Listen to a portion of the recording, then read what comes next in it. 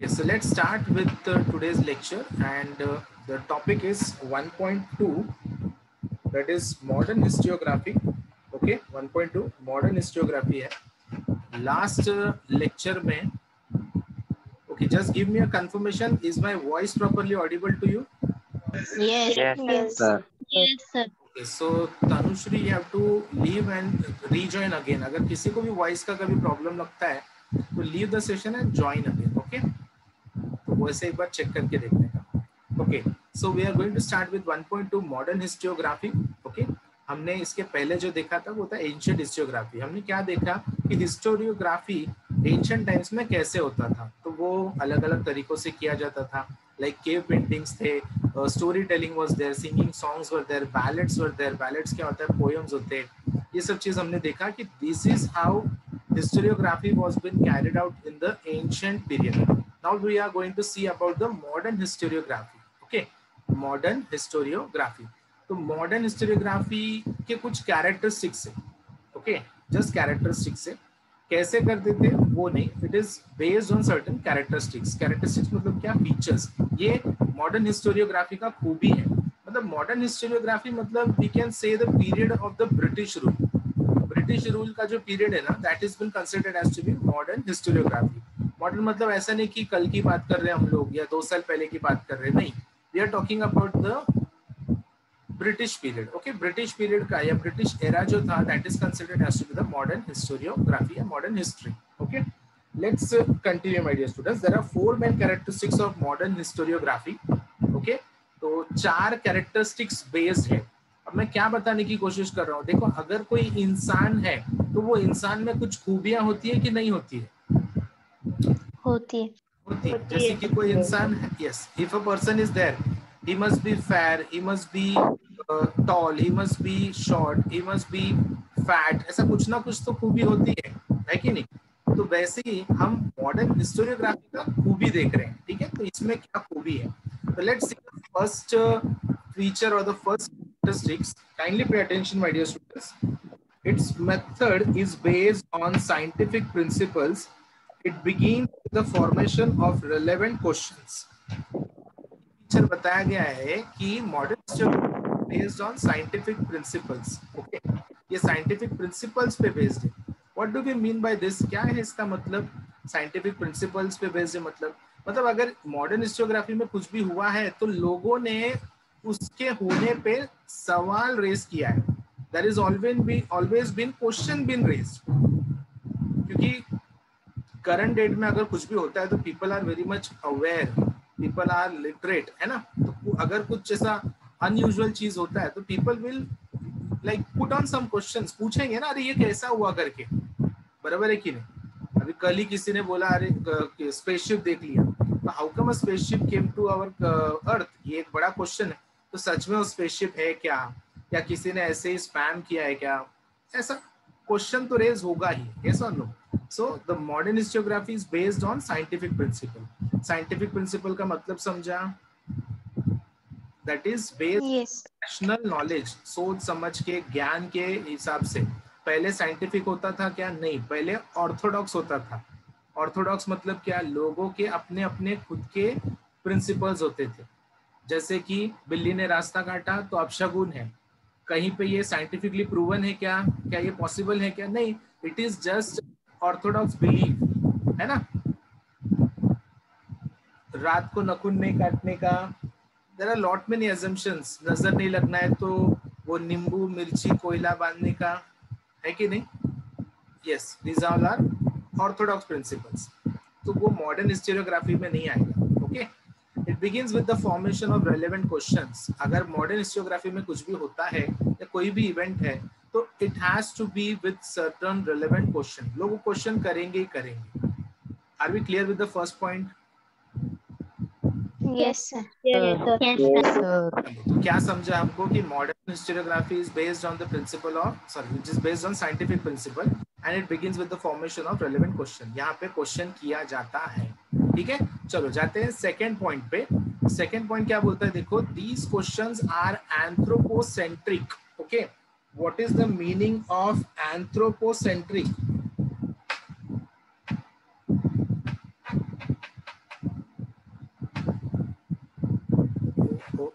just a minute, students.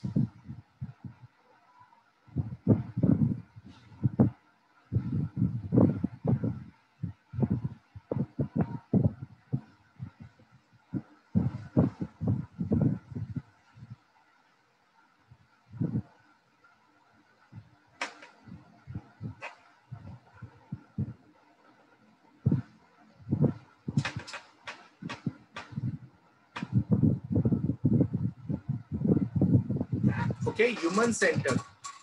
Human centered मतलब क्या? Modern historiography में human beings have been given lot of importance. Who has been given lot of importance? Human beings.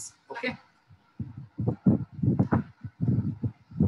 तो जो भी relevant questions रहेगा वो किससे related रहेगा? Human beings से related रहेगा. ठीक है? आगे बढ़ते हैं. It means that these questions are all about the deeds of the members of ancient human societies of a particular period. Deeds मतलब क्या? Deeds मतलब work, my dear students. Deeds मतलब work. तो these questions are anthropocentric, उसी का meaning आगे बताया है. इसका मतलब ये है कि ये जो क्वेश्चंस यहाँ पे फॉर्म होते थे ये किस पे बेस्ड थे? It was based on the work done by the members of the ancient human societies of a particular period. तो कौन सा पीरियड के बारे में बात कर रहे हैं हम लोग?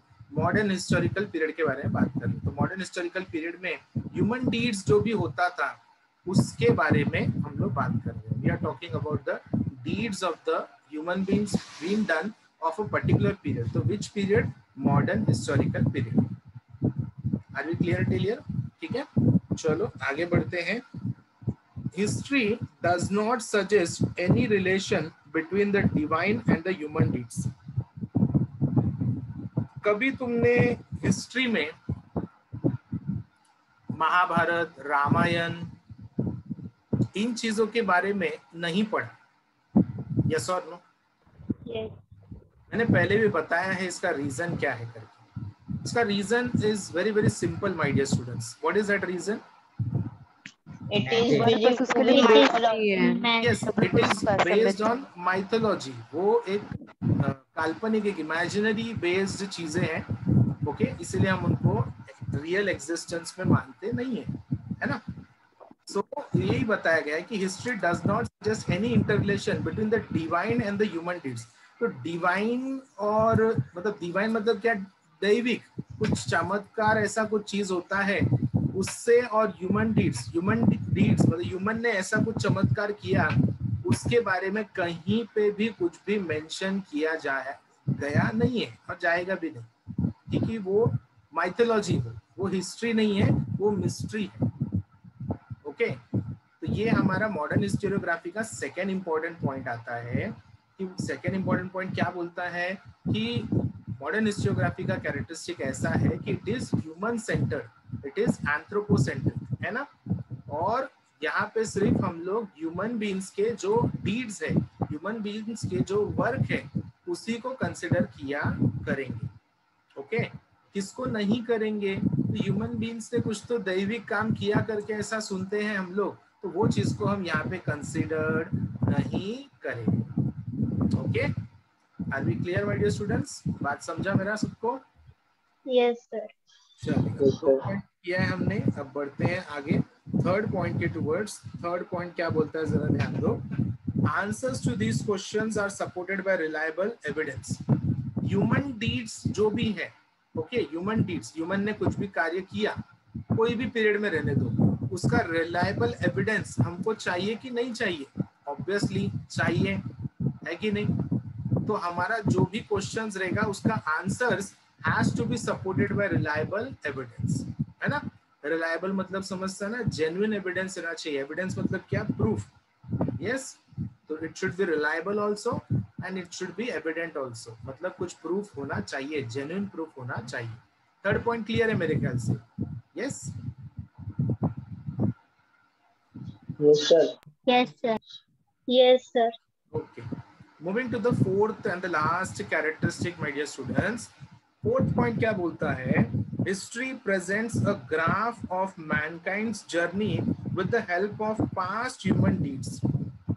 History के थ्रू हमको क्या पता चलता है हिस्ट्री के थ्रू हमको ये पता चलता है कि मैनकाइंड का जर्नी कैसा था right from the past, okay, उसके डीड्स कैसे थे। अब हमको पता है कि the very very ancient man used to live in the caves. वो तुमने एक इमेज भी देखा रहेगा जिसमें आदमी जो है, इंसान जो है, वो बंदर जैसा रहता है और वो बंदर से कैसे एक इंसान में कन्वर्ट होता है। देखा है तुमने वो इमेज?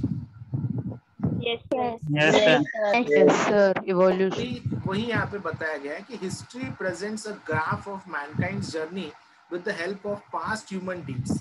हमने पास्ट में क्या क्या प्रोग्रेस किया, कैसे तरक्की किया, इसके बारे में हमको पता चलता है। कहाँ से पता चलता है? Because of this subject that is history. Subject की वजह से, हिस्ट्री की वजह से। Okay, so history presents a graph of the Mankind journey with the help of past human deeds. अब बड़ा क्वेश्चन आता है कि सर ये वर्ड जो है हिस्ट्री, ये किसने डिराइव किया? तो मैं तुमको बता दूं my dear students, most of the concepts in the present world, most of the concepts in the present world are all been discovered by the Greeks. Greek मतलब कौन? ग्रीस के जो लोग हैं उनको ग्रीक्स। अरे Rohit Pandey,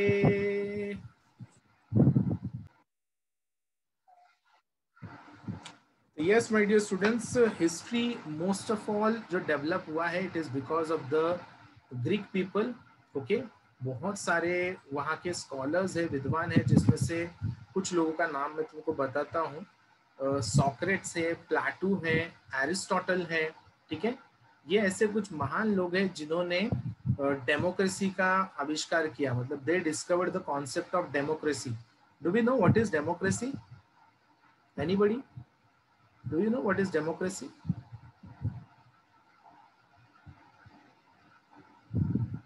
No idea? Ruling government. Pardon? Ruling government. Ruling government. थोड़ा थोड़ा करेक्ट है. Okay. Instead of ruling government, we can say it's a form of government. Okay. It's a form of government. Government के अलग अलग forms होते हैं, तो उसमें से ही democracy is one of the form. Okay, अगर तुम पूछोगे सर दूसरे फॉर्म्स क्या है, तो dictatorship is a form, capitalism is a form, communism is a form, okay, socialism is a form, monarchy is a form. हम लोग पहले मोनार्की सिस्टम में चलते थे, हमारे ऊपर राजा रानी लोग रूल करते थे, है ना, तो वो मोनार्की सिस्टम था। फिर मोनार्की सिस्टम से चेंज होते होते हम लोग किस में आए? We came into the democracy system.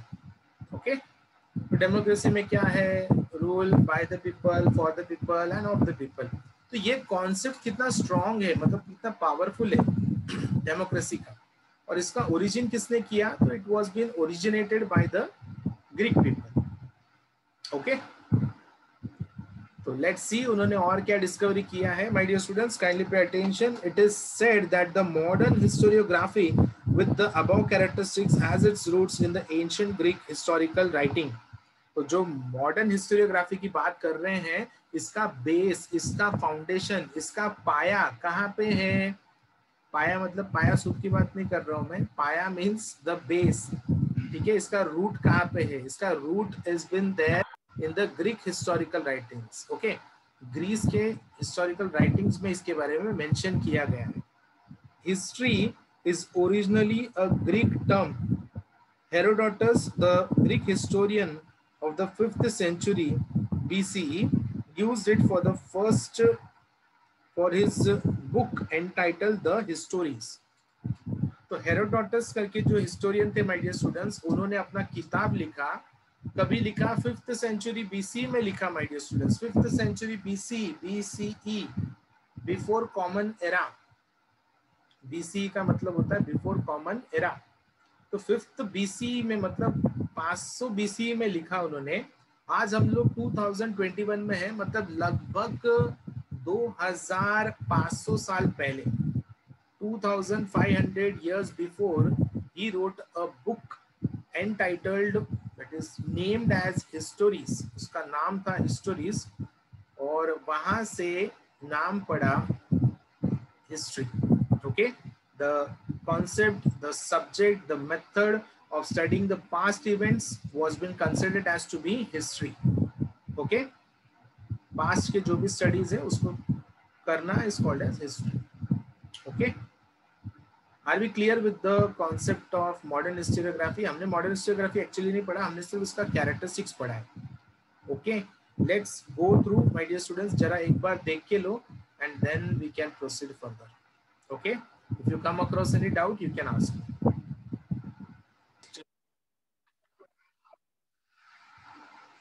Okay, evidence means proof.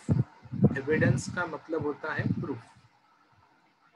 Divine, divine का meaning होता है godly, मतलब दैविक बोलते हैं ना, कुछ दैविक होना, that is divine. And mankind means based on human work या human beings. Mankind, human beings. Okay,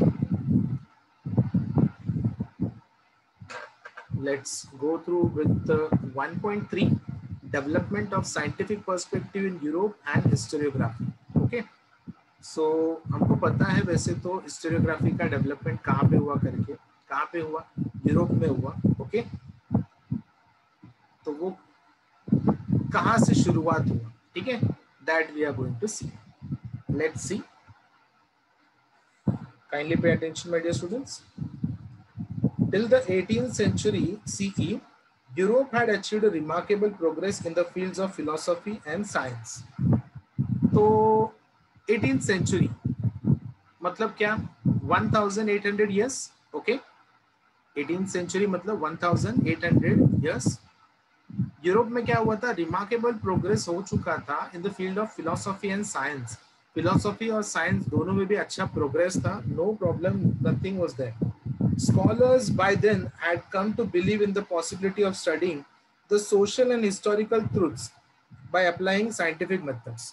तो उस टाइम पे जो विद्वान लोग थे, जो स्कॉलर्स थे, उनको क्या लगा कि हमको सोशल एंड हिस्टोरिकल ट्रुथ्स को स्टडी करना चाहिए इन अ साइंटिफिक मेथड, क्योंकि there were lot of believes, my dear students, बहुत सारे बिलीव्स थे. और क्या बिलीव्स था मैं तुमको बताऊं, यू विल बी सरप्राइज्ड कि जिस 18th सेंचुरी में हम बोल रहे हैं कि Europe was very developed, in that particular period the people of Europe had a belief that earth is flat.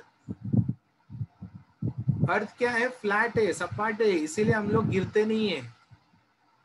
Can you imagine, this was the belief of the European society during this particular period, during the 18th century. और बताता हूं मैं तुमको. Okay, उनके हिसाब से तो flat है. और क्या था उनका कि the earth is in the center, sun and other planets revolve around the earth. लो कर लो बात. ये तो इन्होंने पूरा ज्योग्राफी का पूरा इतिहास बदल दिया, ज्योग्राफी का हिस्ट्री बदल दिया इन्होंने, है कि नहीं. क्या बोला मैंने, the European society had a belief, my dear students, that earth is in the center, sun and other planets revolve around the earth. Earth centre में है, सन और बाकी के जो प्लैनेट्स है ये सब अर्थ का चक्कर काटते हैं. ज्योग्राफी में हमने ये पढ़ा है क्या, my dear students? Obviously, No, sir. yes. No, sir. What we have studied is No. sun is in the center, earth and other planets all revolve around the sun, है कि नहीं. तो वो एक्चुअली कैसा वो लॉजिक आया कि लोगों को ऐसा लगा कि मैं यहाँ पे खड़ा हूँ, मैंने सुबह देखा तो सुबह सन मेरे लेफ्ट हैंड साइड पे था, है कि नहीं. शाम को देख रहा हूँ तो सन राइट हैंड साइड पे आ गया, लेकिन मैं तो वहीं पे खड़ा हूँ, तो मैं थोड़ी ना हिला. सन हिला तो सन हिला, तो sun is revolving, earth is not revolving. This was the logic behind people understanding the revolution of the earth, my dear students. उनको लगता था कि सन रिवॉल्व हो रहा है. तो ऐसे बिलीव्स थे, मतलब बोलो इनको हम किस तरीके से स्कॉलर्स बोले ना, हम बोल रहे हैं कि दे वर रिमार्केबली वेरी मच डेवलप्ड, बहुत प्रोग्रेस हो गया था फिलोसफी और साइंस में, और उनको ये भी नहीं पता कि अर्थ फ्लैट है कि ओवल है, हम क्यों नहीं गिरते हैं. मतलब ओवल कोई बोलेगा तो वो लोग उनको पागल बोलते थे. If somebody is saying that अरे अर्थ तो राउंड है रे बाबा। ए पागल, राउंड कैसे रहेगा? राउंड रहता तो गिर जाते थे ना हम लोग।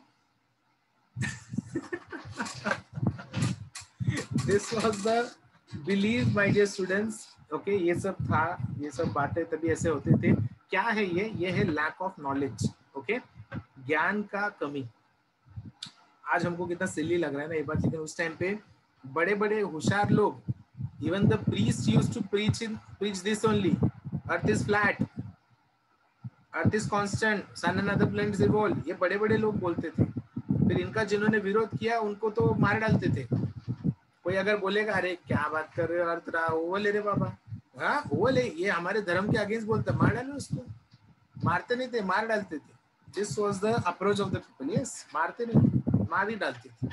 तो सोचो, जो उस टाइम पे के जो लोग थे जिनको स्टडी करके ये प्रूव करना पड़ा, there were some of them my dear students who suffered very badly.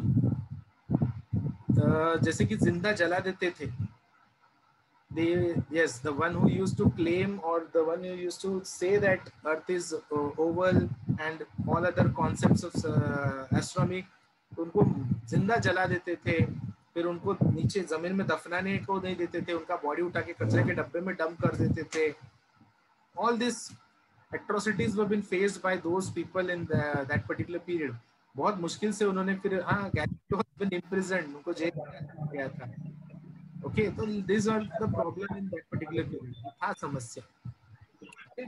Over the passing of time, all these things have been resolved. अभी ये problems नहीं है। Okay. चलो आगे बढ़ते हैं। Now the philosophical discussions focus more and more on objectivity in history and historiography. तो अब लोगों का ध्यान हिस्ट्री और हिस्टोरियोग्राफी की तरफ ज्यादा आकर्षित हुआ। ठीक है, they wanted to understand about history and historiography. What is history? History is a study of past events. History is a study of past events. What is historiography? Historiography कोई बता सकता है मुझे? मुझे तो नहीं आता historiography. The writing of critical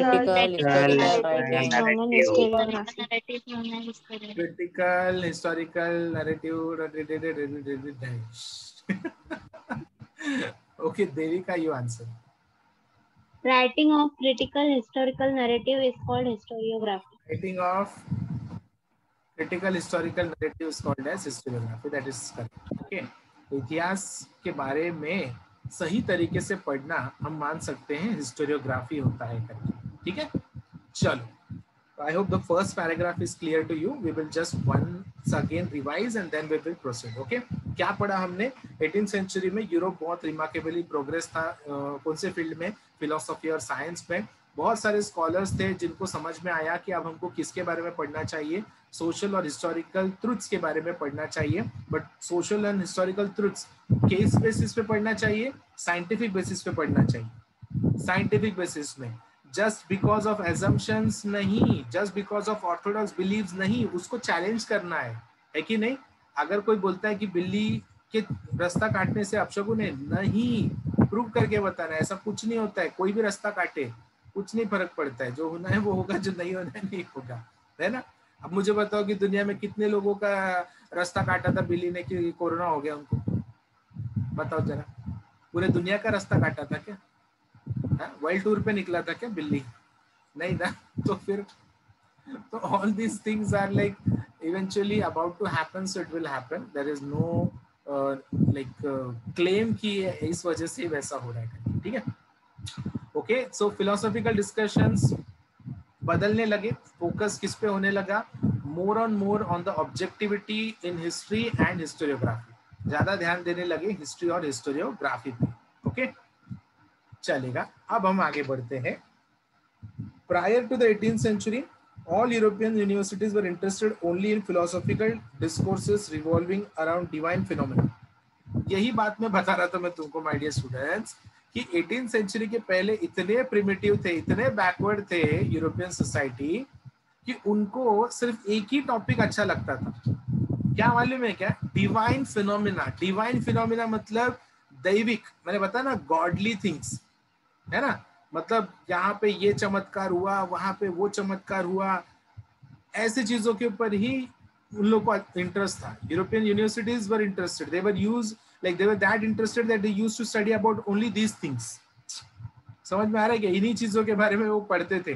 अरे ये पढ़ते थे क्या, ये लिखते थे अबाउट गॉड्स ओनली, ये पेंट करते थे अबाउट गॉड्स ओनली, ये गाना गाते थे about gods only. There was no other things to be done.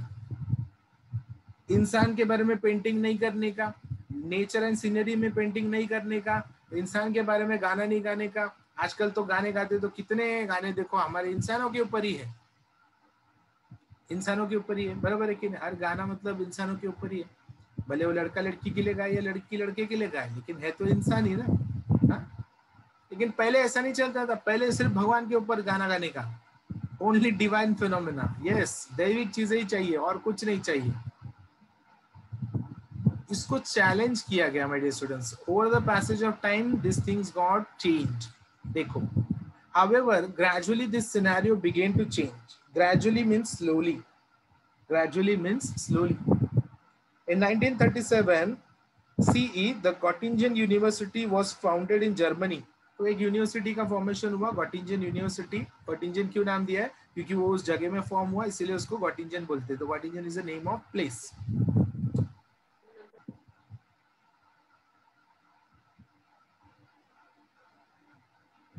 This university for the first time had an independent department of history. Later the other German universities also became centers of historical studies. तो सबसे पहले Germany में गॉटिंजन university ने ये काम किया कि यहाँ पे एक अलग सा हिस्ट्री का डिपार्टमेंट बना। अलग सा हिस्ट्री का डिपार्टमेंट बनने के वजह से हिस्ट्री को इम्पोर्टेंस मिला, और फिर दूसरे यूनिवर्सिटीज ने भी ये काम करना शुरू किया, जिसके वजह से हिस्टोरिकल स्टडीज को बहुत ज्यादा इम्पोर्टेंस मिला। तो this is how history and historiography started in the European society. Okay, ये यूरोपियन सोसाइटी में शुरू हुआ during that particular period, during the 18th century period. Okay, 18th century की बात कर रहे हैं हम लोग, मतलब लगभग आज से 200-300 साल पहले। Okay, तो मैंने बताया भी तुमको कि मॉडर्न हिस्टोरियोग्राफी कहाँ का है करके, ब्रिटिश पीरियड का है करके, है ना? ब्रिटिश एरा भी लगभग वहीं से शुरू हुआ था 200-250 साल पहले। ओके, फाइन, रीड कर लो इसको, then we will proceed further. Okay, and if you have any doubts you can ask.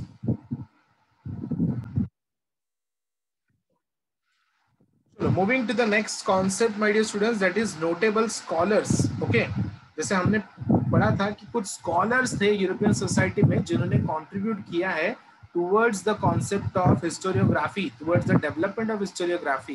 So let us see who were those notable scholars and what contribution they have made towards the development of historiography. Let's see. The contributions of many scholars are important in the development of historiography. Let us have a look at the contributions of the few notable scholars. Let's see, सबसे पहले कौन है करके। सबसे पहले है Rene Descartes. Okay, kindly try to pronounce the name on your own. अपने आप मन से जरा प्रोनाउंस करने का कोशिश करो। Rene Descartes, Rene Descartes. Okay, तो रेने करके भी नहीं, रेन डेस्कार्टिस भी बोलते हैं, Rene Descartes. Okay, so René Descartes was the foremost among the scholars who insisted on verifying the reliability of historical documents. सबसे पहले थे my dear students who lived from the period 1596 to 1650. 1596 to 1650 इस period में वो रहे, और ये सबसे पहले इंसान थे जिन्होंने कहा कि हिस्टोरिकल डॉक्यूमेंट्स को वेरीफाई करना इज इम्पोर्टेंट। सही कहा कि झूठ कहा, या मतलब सही कहा कि गलत कहा? ऑब्वियसली सही कहा, करेक्ट कहा। कि कोई भी डॉक्यूमेंट को हम हिस्टोरिकल कैसे मान ले जब तक हम लोग उसका रिलायबिलिटी चेक ना कर ले। यस और नो? तो रिलायबिलिटी, हिस्टोरिकल डॉक्यूमेंट्स का रिलायबिलिटी चेक करना, इसी को तो बोलते हैं the writing of critical historical narrative. मतलब कोई भी लिखा हुआ डॉक्यूमेंट का अगर मैं क्रिटिकल इवैल्यूएशन करूंगा तो इसी को बोलते हैं, क्या बोलते हैं? जल्दी बताओ मुझे। Historiography. Historiography. Exactly, my dear students, this is what we call it as to be historiography. तो यही रेने डेस्कार्टेस ने 1596 टू 1650 के पीरियड में कहा. Hope you are understanding. Yes, चलो जरा ध्यान दो. Rene Descartes was the foremost among the scholars who insisted on verifying the reliability of historical documents by critically examining them. यहाँ तक क्लियर है. हिस्टोरिकल डॉक्यूमेंट्स को उन्होंने क्या करने कहा? वेरीफाई करने कहा, क्रिटिकल एग्जामिन करने क्रिटिकल कहा. एग्जामिन करने को कहा. करेक्ट. अभी ऐसे थोड़ी ना रास्ते पे चिल्ला चिल्ला के बोलेंगे क्या, हिस्टोरिकल डॉक्यूमेंट को क्रिटिकली चेक करो, हिस्टोरिकल डॉक्यूमेंट को क्रिटिकली चेक करो. Is this possible? Is this possible? No. He has to say, he has to give his idea through a medium. कोई माध्यम से वो बताएंगे. तो उन्होंने कौन सा माध्यम यूज किया? उन्होंने बुक का माध्यम यूज किया, my dear students. Okay. So among the rules given by him in his book Discourse on the Method, book का नाम क्या था? Discourse on the Method. The following is supposed to have a great impact on the scientific method of research. Never to accept anything for true till all the grounds of doubt are excluded. ये भी उन्होंने कहा अपने किताब में. Never to accept anything for true. कभी भी किसी भी चीज को सच मत मानो till all grounds of doubt are excluded. जब तक उससे रिलेटेड तुम्हारी सभी शंकाएं दूर ना हो जाए. काफी सही कहा, my dear students. Yes or no? This not only applies for the study of historiography, it also applies in our day-to-day life also. आज व्हाट्सएप में, फेसबुक पे ऐसे मैसेजेस आ जाते हैं और हम लोग ब्लाइंडली उसको कितना यकीन करते, ब्लाइंडली यकीन करते. उसको थोड़ा भी हम लोग क्रिटिकली एग्जामिन करते हैं क्या? मुझे बताओ, करते? नहीं करते. हम मान लेते हैं कि वो चीज सच है करके, और बाद में फिर हमारा पोपट होता है, तब हमको समझ में आ रहा है बाबा गलती हो गया रे, सॉरी. है कि नहीं? एक रॉन्ग इन्फॉर्मेशन आता है हमारे व्हाट्सएप डिवाइस में और हम उसको और 10 लोगों को और 100 लोगों को सर्कुलेट करते हैं. एंड देन फाइनली हमको पता चलता है कि ये तो फेक न्यूज था.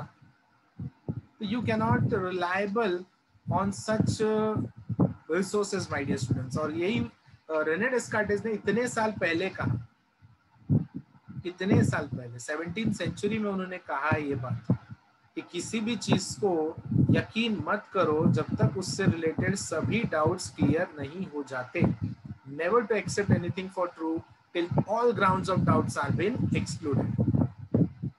ओके, ठीक है? Yes sir. चलो, तो अभी हम क्विकली देख लेते हैं कि हमने क्या पढ़ा. हमने पढ़ा रेने डेस्कार्टेस के बारे में. रेने डेस्कार्टेस कौन थे? He was the foremost among the scholars who insisted on verifying the reliability of historical documents. उन्होंने कहा था कि historical documents का reliability चेक होना चाहिए. कैसे चेक होना चाहिए? उसका प्रैक्टिकली एग्जामिन होना चाहिए. ये बात उन्होंने कैसे लोगों तक कहा? ये बात उन्होंने अपने किताब के माध्यम से लोगों तक कहा. किताब का नाम क्या था? Discourse on the method.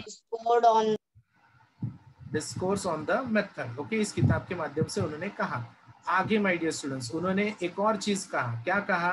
कि साइंटिफिक मेथड ऑफ रिसर्च होना जरूरी है. कौन सा method of research? Scientific method of research जरूरी है. और कहा उन्होंने कि never to accept anything for true till all grounds of doubt are excluded.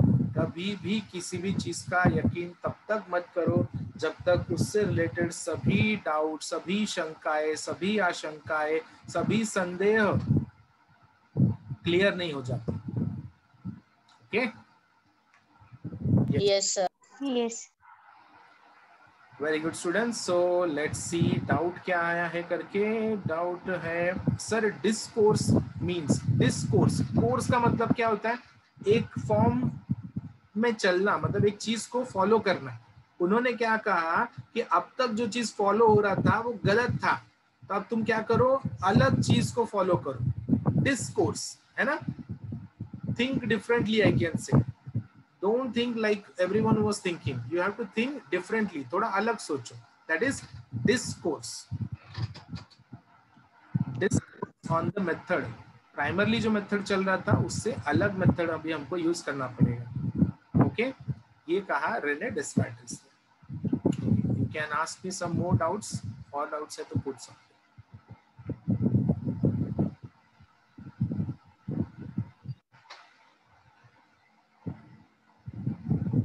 No doubt sir.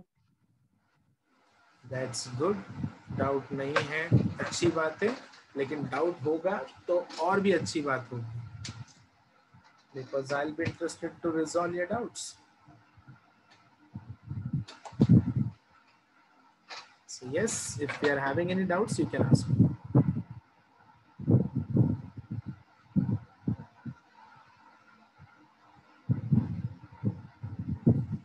Okay, so here we come to the end of today's lecture. आज के lecture को हम यहीं पे समाप्त करते हैं. Okay.